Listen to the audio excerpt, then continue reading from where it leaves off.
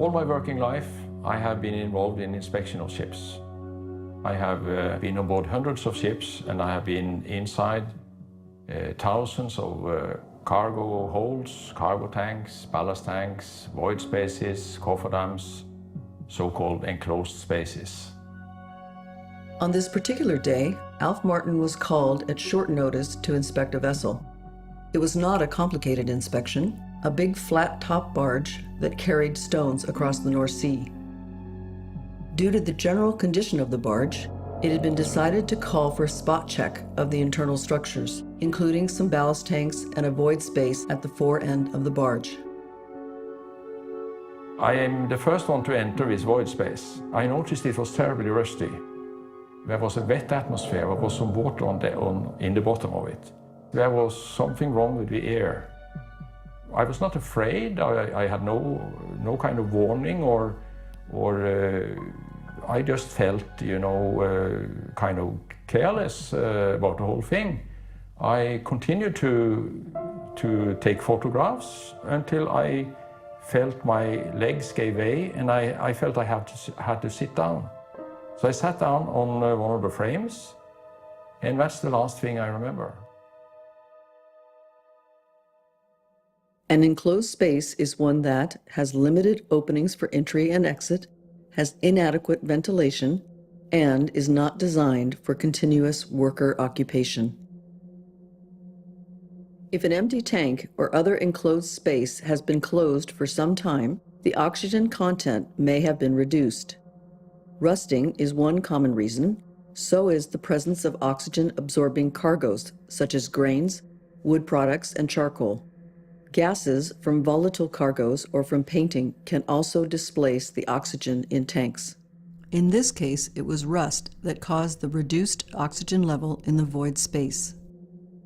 Luckily for Alf Martin, the superintendent on deck understood that there was a lack of oxygen in the void space and called for help. Although not according to standard procedures, a large bottle of oxygen for cutting purposes was brought from a shoreside workshop and slowly released into the tank, reviving Alf Martin. I managed to stand up again and walk to the ladder and climb out. And when my head and shoulders got through the narrow manhole, to my surprise, there was a lot of people on deck. There was the superintendent, there was the workers from the yard, there was 2 policemen, there was 3 ambulance people in white gowns, there was 4 or 5 firemen in full gear. They had helmets, they had oxygen bottles, they had ropes. And there was even a journalist and a photographer. And I thought that I had only been inside that tank during 2-3 minutes. But I must have been in there at least for 15 minutes for all these people to arrive at the scene. Even trained professionals can make mistakes. Alf Martin was experienced, and he knew the danger of entering enclosed spaces. Still, that day, he made what he describes as the greatest mistake of his life. He entered a void space without testing its atmosphere first and collapsed due to the lack of oxygen inside.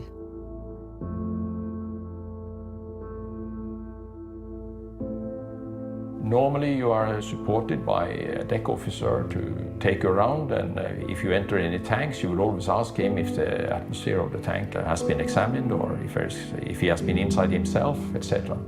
There was no one to guide us around. The superintendent who joined me for this inspection, he also hadn't been on board. He came the same morning. So both of us, we had long experience with entering tanks. But we felt that this barge was such an easy object to inspect, and we entered tanks without ensuring that there was a breathable atmosphere within the tanks.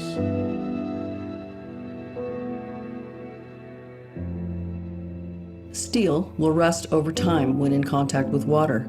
Moisture causes the metal to react with oxygen in the air, forming iron oxide, or rust, which gradually deprives the atmosphere of oxygen. We can survive for weeks without food, days without water, but only minutes without air. And it is the oxygen in the air that is essential for life. The effects of too little oxygen are largely health-related, ranging from a mild headache to permanent brain damage and death. I had 10.5% oxygen in the air inside that tank. So I should not have been able to come out of that tank. A lot of people under similar conditions, they have not managed to get out. I was lucky. The additional tragedy of these enclosed space accidents has been the deaths occurring from impulsive or ill-prepared rescue attempts, when well-intentioned crew have attempted a rescue without taking adequate precautions. It is critical to have a rescue plan in place and to position the relevant rescue and resuscitation equipment ready for use at the entrance to the space. Far too many lives have been lost at sea, either during enclosed space operations or in attempting to rescue the initial victims. Analysis shows that the cause of accidents is often a failure to follow established procedures. It is now mandatory on all soulless ships to conduct enclosed space drills at intervals not exceeding 2 months.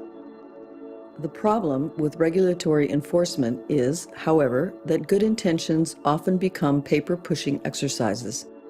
To prevent death and injury, it is important to ensure that those involved in the drill understand that the purpose of enclosed space entry procedures is to prevent accidents and not simply to satisfy the regulators.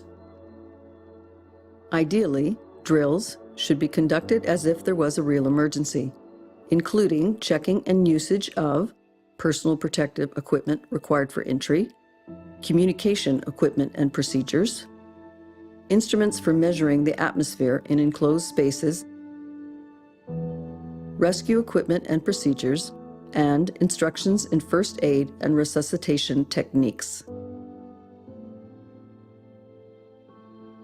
After a drill, share the lessons learned and update procedures if necessary. Let's learn from our surveyor Alf Martin's near-fatal mistake. Any enclosed space is potentially life-threatening, and every precaution should be taken both prior to entry and while inside. GARD recommends that all seafarers are given proper onboard training to help them recognize, evaluate, and control hazards associated with entry into enclosed spaces. Knowledge and training saves lives, including yours.